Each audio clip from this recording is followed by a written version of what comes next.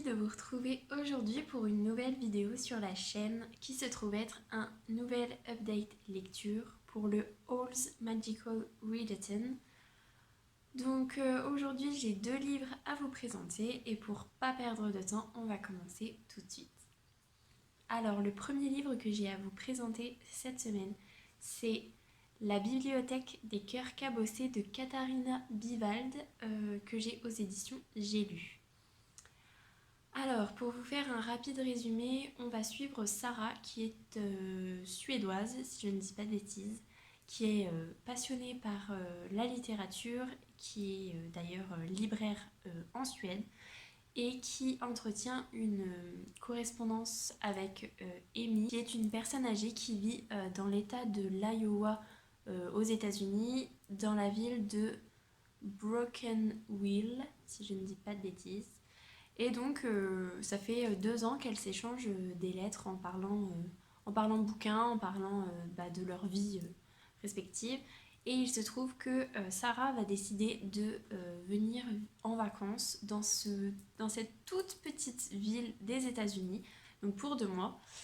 Et le roman commence comme ça. En fait, on n'a pas tant les échanges, on sait directement qu'elles s'échangent des lettres depuis un moment. Et le roman commence sur l'arrivée de Sarah à Broken Wheel. Sauf que quand elle y arrive, elle se rend compte que Amy est décédée pendant le trajet. Et voilà, donc en fait elle va se retrouver dans une ville où elle ne connaît au final personne. Et où son amie est décédée, donc elle va devoir faire face à tout ça, à s'intégrer et à savoir si elle reste dans la ville ou si elle repart. Voilà. En gros, voilà le topo très très rapide de cette histoire. Maintenant, ce que j'en ai pensé.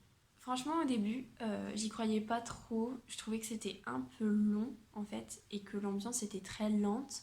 Je venais de terminer Ma vie, mon ex et autres calamités de Marie Vareille, et qui était assez... qui pulsait pas mal en termes d'histoire. Et là, je me retrouvais avec un truc assez lent. Je me disais, mais ça fait trop le grand écart, en fait. Je me suis dit, bon, si ma mère et ma soeur me disent que c'est trop bien, je vais poursuivre évidemment. Et en fait, bizarrement, même si j'avais du mal à me mettre dedans, j'avançais super vite dans ma lecture. Ça allait trop trop vite. Genre, le premier soir, je suis arrivée à la page 50 et j'avais l'impression de ne quasiment pas avoir lu. Donc, c'était trop trop bizarre. Et en fait, c'était trop trop bien, j'ai adoré ma lecture. Ça se met en place finalement assez rapidement, une fois qu'on a dépassé la découverte de Amy qui ne sera pas là du coup, et de la déconvenue de Sarah, une fois que tout est mis en place, c'est super bien. Et en fait, on va suivre Sarah qui est dans cette petite ville-là où elle ne connaît personne et où en fait elle va vouloir faire découvrir la lecture aux habitants de cette ville. Et trop bien. En fait, j'ai adoré l'ambiance du livre. J'ai adoré les relations qu'elle va avoir avec chaque personne de cette ville, les commérages, les petits complots entre voisins pour essayer de la mettre avec quelqu'un du village et tout.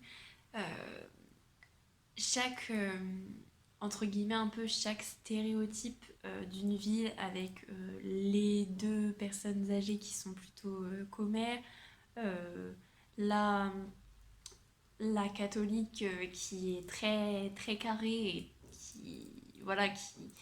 qui porte la ville et qui, voilà, le couple homosexuel qui tient le bar, l'alcoolique qui essaye de s'en sortir. Enfin, j'ai vraiment trouvé qu'il y avait un petit peu tous les stéréotypes qu'on peut avoir dans une ville, mais c'était vraiment trop bien. Ils sont tous autant qu'ils sont, hein. Vraiment tous. Ils sont tous super attachants. Ils ont tous des côtés trop, trop sympas, trop mignons.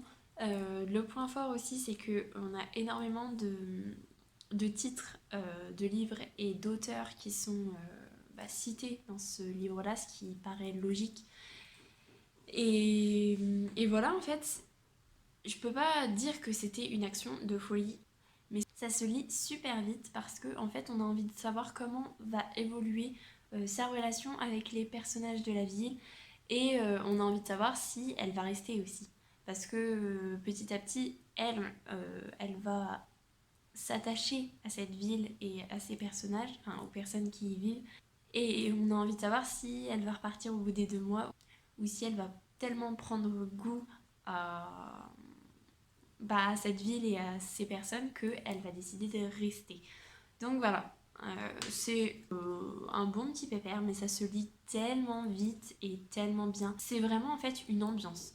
Et quand j'ai fini ma lecture, j'ai tout de suite eu envie de rajouter dans ma wishlist les autres romans de cet auteur-là parce que je me dis cette ambiance-là, elle est vraiment top à lire. Donc, si vous n'avez pas encore lu La bibliothèque des cœurs cabossés de Katharina Bivald, allez-y, c'est une trop bonne lecture. Et si vous êtes un peu en panne d'idées lecture, ce livre-là, en plus, il vous donnera plein de petites idées, donc vraiment trop bien. Donc, ensuite, il a quand même fallu que j'avance sur ma pile à lire pour le All's Magical Readathon. J'avais totalement envie de lire encore des romances, des feel good, mais bon, je me suis dit qu'une petite coupure ça pouvait être bien et ça me faisait tellement envie quand même parce que je me réécoutais la BO de la série depuis quelques jours et donc je me suis empressée de lire le dernier vœu de Andrzej Sapkowski que j'ai ici aux éditions Bragelonne. Donc, j'ai l'impression que celui-là, en fait, je vous le présente quasiment toutes les semaines parce que je le mets dans des pales, je le mets dans les auteurs que je veux découvrir pour 2020, j'en parle tout le temps, en fait. Et donc là, au moins, ça pourra être fait et on en parlera peut-être plus trop. Donc, pour vous refaire encore un rapide résumé, dans cette histoire, on va suivre Geralt de Rive, qui est un sorceleur. Donc c'est un être humain qui a subi des mutations pour pouvoir combattre les créatures les créatures néfastes en fait. Donc voilà, lui en fait vraiment son job c'est de faire ça. Donc entre guillemets c'est un vagabond puisque il est tout le temps, il parcourt le monde pour pouvoir aider les villages et les villageois qui sont assaillis par ces monstres. Et puis voilà en fait. Donc c'est clairement un univers de fantasy, hein. Dans ce premier tome, j'ai beaucoup, avant de le lire, j'ai beaucoup entendu que c'était sous forme de nouvelles et ça me paraissait un peu bizarre. Et mon chéri qui l'avait lu m'a dit mais non en fait pas du tout, je comprends pas pourquoi les gens arrêtent pas de dire ça et tout. Et en fait, donc après l'avoir lu, je dirais pas trop que ce sont des nouvelles, je dirais plutôt que ce serait vraiment des épisodes, comme dans une série. Chaque chapitre correspond à un épisode et il y a entre chaque chapitre un petit chapitre qui est un fil conducteur en fait. Donc dans ces tout petits chapitres là qui s'intercalent, on va suivre Geralt tel qu'il est maintenant actuellement.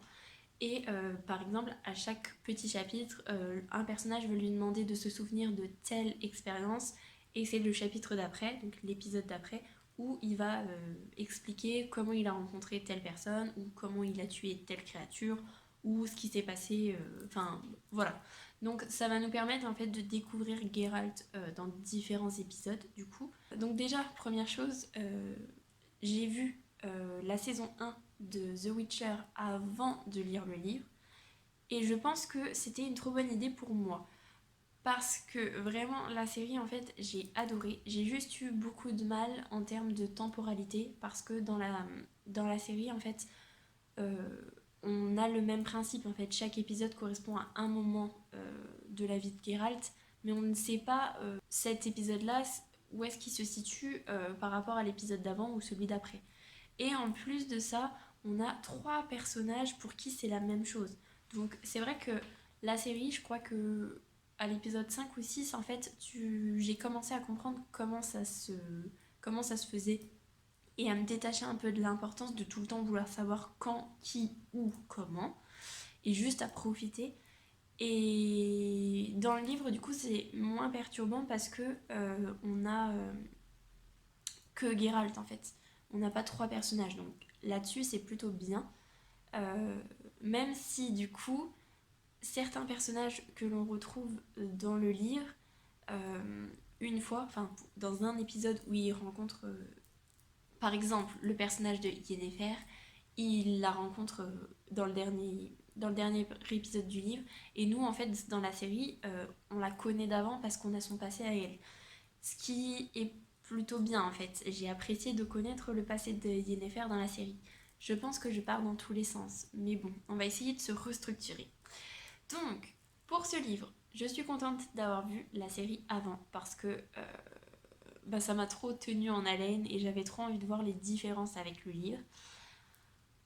Mais j'ai quelques petits points qui m'ont gênée parce que y a certains dialogues ou certaines façons de parler qui m'ont un peu gênée, qui m'ont un peu sorti de ma lecture parce que je trouvais que ça faisait pas très fantasy et ça faisait pas très médiéval. Ça faisait... Alors peut-être que je me trompe totalement, mais genre vraiment c'était trop bizarre. Euh, Ça va vous paraître un peu bête, mais à un moment donné, en fait, euh, ils vont, ils parlent, je sais plus à qui et tout, et ils vont se dire salut pour se dire au revoir.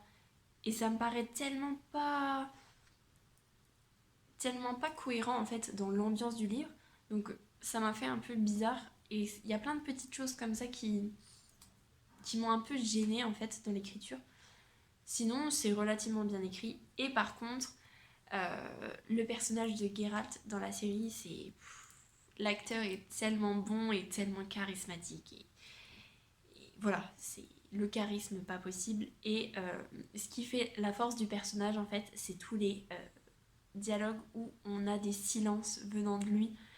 Juste un jeu de regard et un silence qui veut tout dire, en fait. Et c'est tellement bon. Et là, en fait, j'ai trouvé qu'il était beaucoup moins charismatique. Donc, comme j'ai vu la série avant, je me le suis représenté comme j'en avais les souvenirs de la série, mais c'est vrai que si on lit le livre en premier, il est quand même vachement moins charismatique. Et il me semble que dans le jeu, il a ce côté-là un peu froid, je préfère ne rien dire et observer, et qui fait son charme et qui fait sa force en fait. Et là, je l'ai pas trop retrouvé dans le livre, donc c'était un petit peu dommage. Par contre, chose plutôt bien, j'ai trouvé un nombre incalculable de références au conte, mais tellement. Pas dans chaque épisode, pas dans chaque chapitre, mais il y avait vraiment des histoires où, autant dans la série, on voit pas du tout le lien, c'est pas du tout. C'est pas ça le principe de la série, hein.